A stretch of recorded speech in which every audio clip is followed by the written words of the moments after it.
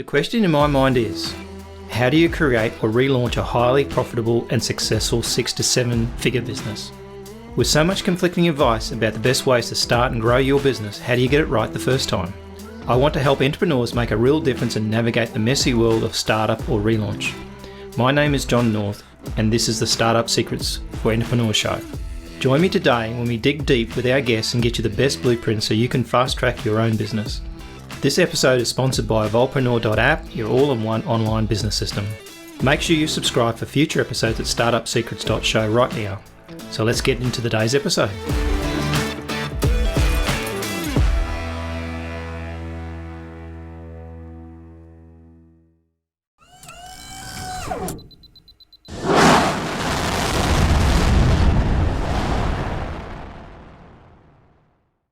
Welcome to Startup Secrets Show for Entrepreneurs. I'm your host, John North, and my very special guest today is Terry Tucker. And we're going to dig into Terry's interesting life and what he does day to day, and it's quite amazing. And I think one of the things that people got to think about is time and what you do with your time. So it's very interesting what Terry's decided to do with that. So welcome, Terry, to the show. Thanks, John. I'm looking forward to talking with you. Cool. And so I guess give us a little bit of background on where you got to where you get now, without like in terms of like you've had quite an interesting story. So give us a little bit of background on how you got to where you got to today, I guess. Sure. So I was born and raised in Chicago, which is probably the third largest city here in the United States. You can't tell this from looking at me, but I'm 6'8" tall, and I actually went to college to play basketball. And when I graduated, I moved home to find a job. I'm really going to date myself now. This was long before the internet was available. And, you know, I was all set to make my mark on the world with my newly obtained business administration degree. And I look back now and realize, you know, just how little I knew about business, even though I had a degree. Fortunately, I was able to find that first job in the corporate headquarters of Wendy's International, the hamburger chain, in their marketing department.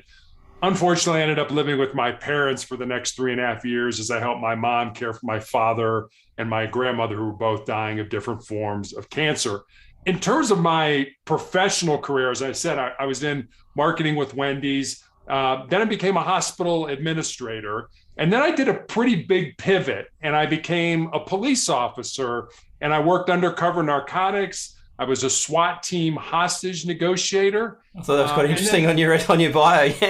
Yeah, exactly. People down from that, you can talk them from anything, right? Right, exactly. I'll talk you down. Don't worry, it will be good. You know?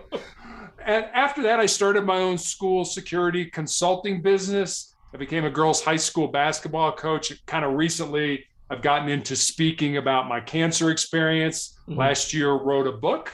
And then really have been battling this rare form of cancer for the last 10 years. And then finally, my wife and I have been married for 10 years. We have one child, a daughter, who's a graduate of the United States Air Force Academy and is an officer in the new branch of the military here in the U.S., the Space Force. I was going to say, yeah, it's quite amazing when it's like I saw a Netflix show called Space Force, and it's like, you know, it's quite, you think, well, it's possible, you know, I suppose it's kind of a sought after job too. It'd be pretty difficult to get into right now. I would imagine it wouldn't be that many positions.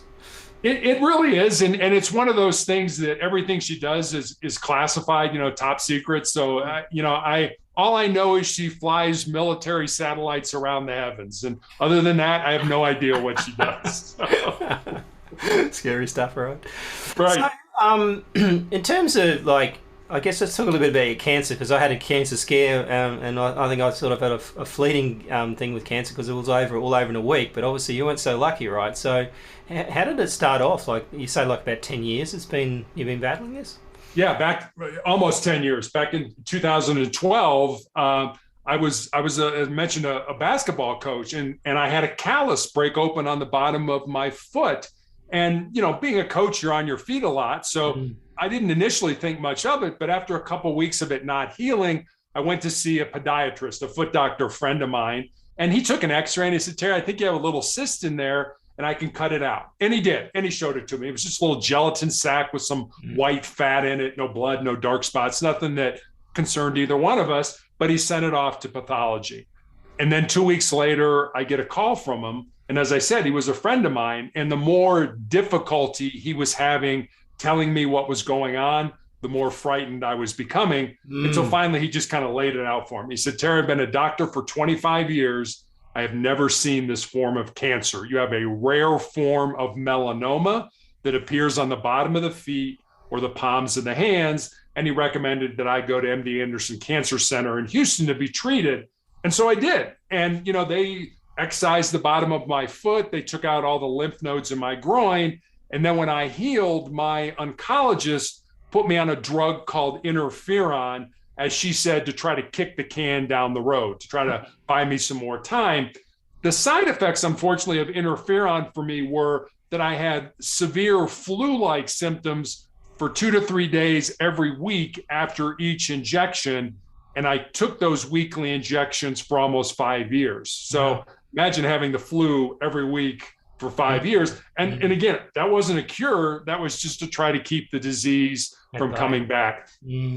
Unfortunately, 2017, I had to stop the medication because it became so toxic to my body that I ended up in the intensive care unit with a fever of 108 degrees. And as soon as it stopped, the cancer immediately came back in the exact same place it had been initially. That necessitated in 2018 the amputation of my left foot. The disease worked its way up my leg. 2019 to require 2 more surgeries, and then last year an undiagnosed tumor kind of in the ankle area of my leg grew large enough that it fractured my tibia, my shin bone. Wow. And my only recourse in the middle of the pandemic was to have my left leg amputated above the knee. And also found out I had tumors in my lungs, and I'm being treated for those right now. Like your body's tacking you, man. It really is. It is. It's like, come on, really? It's like, wow. Where are we going from here? So, you must really hate the doctor calling you up, man. It's like, don't call me. My oncologist and I are really tight now, believe me. Don't call me unless you absolutely have to, dude. Right. Oh, dear. So, one of the things we're talking about is obviously with all these challenges, and, you talked about what you feel you can do for the world, and I think it's quite admirable that you said you've done a lot of podcasts and stuff like that, and I think, to spread the message of what you've achieved so far, and the fact that I think most people, you don't know how long you've got on this earth anyway, like it comes as a complete surprise to most people. So in some cases, knowing at least that you've got some sort of ability to plan and do stuff that you want to do, right? So at least you're focusing on that short period of time that you may have to be able to get stuff done.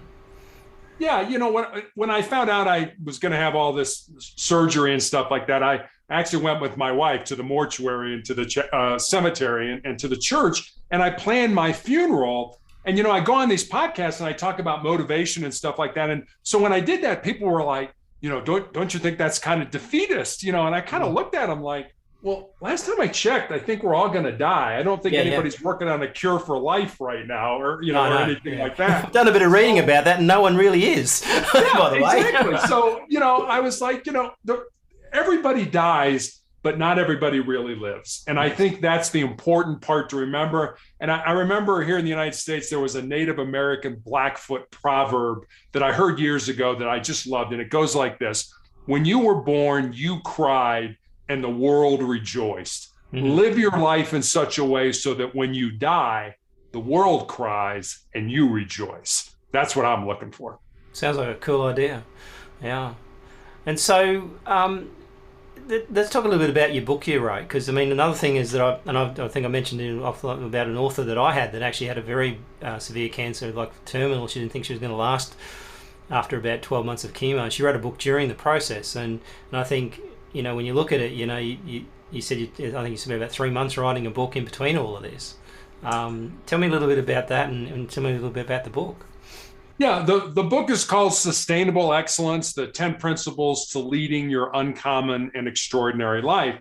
And it's really a book that was kind of born out of 2 conversations I had. One was with a former player that had moved to the area where my wife and I live, and we had dinner with her and her fiance. And I said to her one night, I'm really excited that you're living close and I can watch you find and live your purpose. And she kind of got quiet for a while, and she was like, well, coach, what do you think my purpose is? I said, I have no idea what your purpose is, but that's what your life should be about, finding the reason you were put on the face of this earth and then living that reason. So that was one conversation. And then I had a young man reach out to me from college, and he asked me what I thought were the most important things that he should know to not just be successful in his job or in business, but to be successful in life. And I didn't want to give him the, get up early, work hard, help others kind of thing. Not that those aren't important. They are. They're incredibly important. I wanted to see if I could honestly go a little bit deeper with him. So I spent some time and I wrote some notes, and eventually I had these 10 principles. And so I sent them to him. And literally during the time between when I had my leg amputated in April of 2020 and when I started chemotherapy for the tumors in my lungs in June of 2020, I sat down at the computer and I started to build stories underneath the principles. It was like, I've got a life story that fits underneath this, or I know somebody whose life emulates that. So literally every day I would sit down at the computer and just build stories under each of the principles. And that's how sustainable excellence came to be. Wow. And it's actually interesting. I think as a wise boxer once said, that everybody's got a plan till you get hit in the face. Yeah, Mike Tyson. Yeah, Mike Tyson said that. Exactly. Yeah, Mike Tyson. And I think I was watching a TV show the other day, and they said something like, everybody's got a plan, and how many times are they prepared to get hit in the face before they give in? Right. And I think that's the trick. Like, you can get hit in the face and you can get out of it, but how many times you're prepared to get hit in the face and still get up? And I think that's the resilience of it, right? And I think that's so true, because I the way I look at it is, we're all going to experience pain in our lives. And it doesn't have to be, we've been talking about cancer and disease and stuff like that. It could be something as simple as, you plunk a test at school, or you break up with your boyfriend or your girlfriend. Into the world. Or you don't get the promotion, you want at work, or whatever it is. Pain is inevitable. Suffering, on the other hand, suffering is optional. It's on you. It's on you, right? Well, the way I look at it is, suffering is what you do with that pain. Do you use it to make you a stronger and more determined individual? Or do you wallow in it and feel sorry for yourself and want people to feel sorry for you? I mean, you and I both know this. The world doesn't owe you a thing. If you want something in life, if you want to create a business, you got to go out there and do it. You got to do the hard stuff. And, those people that, my business failed. Feel sorry for me. Guess what? We don't have time to feel sorry for you. We're busy creating our own businesses and things like that. Exactly. So sorry, I'm going to use my pain to make me a stronger and more determined person. Do you want simple and effective ways to get started that don't cost a fortune in time and money? Discover the best steps for each strategy we teach and the most important areas to focus on, and even to connect with your best customers and grow an online community. Grab your free copy of Startup Secrets for Entrepreneurs at startupsecrets.show. It's funny when you're younger, when you think what people think of you, and you realise they think nothing. And as you get older, you realise they don't care at all, right? So it's almost like you can do anything you like and they wouldn't even remembered you, right? So it's like... Absolutely true. I think the thing is, about the whole concept of getting back up again and understanding that, things are going to be hard. And I think if you talk to anybody who lives long enough on this planet, they've never got out easy. And I think there's always that challenge. And I think way you think about it and what you do and what you say to yourself when you're alone, I think it's a dangerous thing. And I think that's the trick. And some people kind of keep themselves surrounded with people, so they don't have to say anything when they're alone. But at the end of the day, I think that's the trick, is and I think sometimes you lay stuff on yourself about things that you've done or whatever, but the reality, that's not for you to decide. Like, you should be soft on yourself and hard on other people, but you shouldn't be soft, being hard on yourself, because I think that other people can silly do that. Oh yeah, people, yeah, absolutely. And I'm old enough that I stopped caring a long time ago what people thought about me and stuff like that. And I always tell, especially young people, that if there's something in your heart, something in your soul that you feel you're supposed to do, but it scares you, go ahead and do it. Because at the end of your life, the things that you're going to regret are not going to be the things you did. They're going to be the things you didn't do. And by then it's going to be too late to go back and do them. Yeah, the things that scare you the most, right?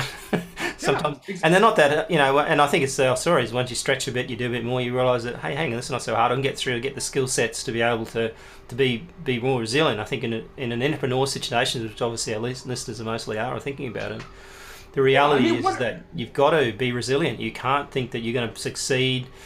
I mean, I've done interviews with people along the way that with the show that have kind of said, oh yeah, nothing went wrong. And I'm thinking, I think something went wrong. I think you just either forgot about it, or, like you just packaged this up and thinking, but the reality is stuff goes wrong, and that's where you find stuff out. That's where you learn about yourself and learn about what you can and can't do, I think, not when things go right. Yeah, exactly. And I always recommend to people that every day of our lives, we should do at least one thing that makes us uncomfortable, that scares us, that's potentially embarrassing, and it doesn't have to be a big thing. It could be something small, because over time, you're going to build up, as you say, that resiliency. And so when the big things hit, and the big things are going to hit, you're going to lose your job. You may be living out of your car. Somebody close to you may die. You're going to have that resiliency because every day you did those small things. So when the big things hit, you're going to be able to handle those. Mm. I had a friend that said that when she sort of runs into trouble, like she spends one day wallowing in it, she allows herself one day to wallow, and then that's it. End of the game. And then moves on, right? Keeps moving forward. Yeah. And I think that's the thing. Like if you don't do that, like if you don't spend some time thinking about it and doing it, I think what happens is you hold it onto it, and then it gets you later. So I think you've got to deal with it, but you can't be wallowing in it for like years. Exactly. Yeah, let go of most of the stuff that we hang on to should have been let go of a long time ago. Yeah. So let's just dig into a couple of things that I noticed you talked about. Was I think we gave me four truths. So can you give me a little bit of insight on what those are, and then and we'll play from there. Sure. So my 4 truths are these are things that I guess I've learned over these last 10 years, and I kind of call them sort of the bedrock of my soul. They're a good place to kind of build a life off of. And I have them right here. I have them on a Post-it note. I've written them down. I see them every day as I sit at my desk. So the first one is this: you need to control your mind, or your mind is going to control you. Mm-hmm. And I remember when I was in high school, I had 3 knee surgeries. And as I said, I still play basketball in college despite that. But when I went back playing after those surgeries, I remember my mind was putting all this garbage in my head. Like, you know what? Hey, you had these surgeries, so you're probably a step slower on the basketball court, or coaches aren't going to want to recruit you. That little skinny person's taking the back of your head, right? Exactly. And, I was like, no, wait a minute. I'm still playing at an elite level. And you know what? Coaches are still contacting me about potentially playing in college. So I had to switch that narrative. I had to change that. And I've read several articles that have said, every day we have 60 to 70,000 thoughts that come through our brain. Mm-hmm. So, we need to recognize those negative thoughts and change that narrative. And, if you think about it, our brain can hold one thought at a time. Why would you want to make that a negative one? Mm. So that's the first one. So control your mind. Actually quite interesting. I was playing squash last night, and we haven't been able to play for 4 months. So I usually play 3 times a week. Okay. I was playing last night, and my back hasn't been great. So I've been going to physio and getting some from. I think obviously not playing squash for 4 months and then suddenly playing. It's not good for it anyway. Right. But I've been losing a lot, and I'm thinking I'm going to lose this one because I've played this guy twice and beaten him the third time. And it's like, I'm gonna beat this. I can't beat this guy. My back's hurting too much. Like whatever. And I thought, no, suck it up. All right, just suck this thing. And so I sucked it up, and I ended up beating him at the last few minutes. And it's like, yeah, your brain, like it's giving you excuses to lose. And if you go for that, if you buy into that, then ultimately, and it's something you don't just learn and never do again, right? And so even last night, I'm thinking, why are you letting your brain run this show? Your body. Get your body organized, do what you want it to do, and get it happening, rather. Yeah, and I mean that's called grit, and people are so, I'll probably get in trouble for this. People are very soft, I mean the least little impediment that we come up against, we're like, oh no, sorry, I can't do that anymore. If you have just a little bit of grit in your life, you're going to go so much farther than all these people that are like, oh, I butted up against something and it stopped me. Why would you let it stop you? Just go around it or under it or through it or over it, whatever you. That was not an answer, right? Exactly. Yeah. Exactly. So that's the first one. The second one is embrace the pain and the difficulty that we all experience in life and use it to make you a stronger and more determined individual. our brains are hardwired to avoid pain and discomfort and to seek pleasure. Yep. And, to the brain, the status quo is good. Just stay right where you are. Everything's great.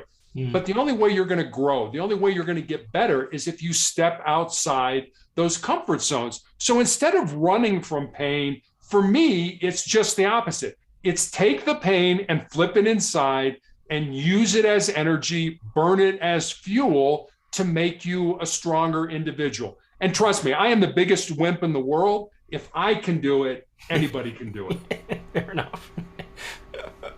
So that's number two. I can go with that. Yeah. Number three is more, for me, a legacy truth. And it's this: what you leave behind is what you weave in the hearts of other people. And, I just think it's important for all of us, regardless of where we are in our life, to think about the end game. What are people going to say about you at your funeral? And I'm not saying you've got to change your life based on what people say. You don't. You've got to live a life that's true to you. But, I just think it's important, as we get, certainly for me, coming towards the end of my life, to think about what people are going to say. And if I don't like it, do I need to make some changes right now? So that's number three. And then number four is pretty self-explanatory. As long as you don't quit, you can never be defeated. And, my pain is going to end someday. It may end through surgery. It may end through medication. Quite frankly, it may end when I die. But if I run over a bus, right? You can walk across the road and completely run over a bus. Exactly. Right. But if I quit, if I give up, if I give in to pain, then pain will always be a part of my life. No, it makes sense. Now, I was just thinking about a woman we did a book for like a while back, about 6 months ago. She was terminal. She had a few months to live. And we basically produced this book about the story where she lived somewhere where she saw a lot of injustices and things like that. Okay. And she wanted to get that book out and publish it. And I think one of the things that most people, I find, is like a legacy. And it's like, writing a book and like you've done as a legacy on Amazon will be there for hundreds of years. Right. And you get to leave that to family and everybody about you, whereas most people, once you've gone, there's hardly anything to show for it at the end of it. Like you're dust, right? Yeah. And I think, so I think the book is probably the best thing you can do to leave a legacy. And I think and really at the end of the day, nowadays it's so much easier to publish anyway. So once upon a time it was really difficult. Now you can basically do it. And so I think, if you've got a story to tell, or, even in her case, she only wanted to produce the book and give it to a few friends and family. Okay. And I said to her, why don't we just publish this thing and put it on Amazon? Why, may as well. And it's not like that, it's not like anybody, you're going to upset anybody you care about because you're not going to be around to worry about it. So, exactly. And so she said, okay. And it was a very interesting story. And, and we did such a great job of presenting it in a colour book and stuff like that. So I think, tell your story. Don't be afraid of what other people think, and you'd be surprised because most people, it's the old public speaking thing, right? You think what they're thinking about you. Now they're thinking that thank God they're not up there themselves having to do it. Exactly. So your books. Tell me the title of your book again. Sustainable Excellence: The 10 Principles to Leading Your Uncommon and Extraordinary Life. Cool. And so I assume that's available on Amazon because we'll put up some links on our episode. It's available on Amazon, barnesandnoble.com, Apple iBooks, anywhere you can get a book online, you can get Sustainable Excellence. Yeah. And I really feel like you not even having read it, I know that it's a lot in it. I reckon it'd be a great book to read, and I think I recommend, having a read of it. Might add to my Christmas reading list. There you go. So really appreciate your time coming on. And I think it's a great principle to live by, and obviously you've come up with ways to try to get yourself to a point where you live your life to the fullest, and I think that's the best thing that anybody can do. That's the only thing they can really do at the end of the day. So, well, thank you for having me. I really appreciate it. Thanks, Terry, and we'll talk to you again soon. Sounds good. Thank you. That's a wrap on another awesome episode for the Startup Secret Show for entrepreneurs. Just before you go, if you like this episode, we'd be very grateful for a 5-star review. Please also consider recommending the show to a friend or two. Make sure you subscribe for future episodes at startupsecrets.show right now. Until next time, if you're an entrepreneur, make a start on your next great business idea today.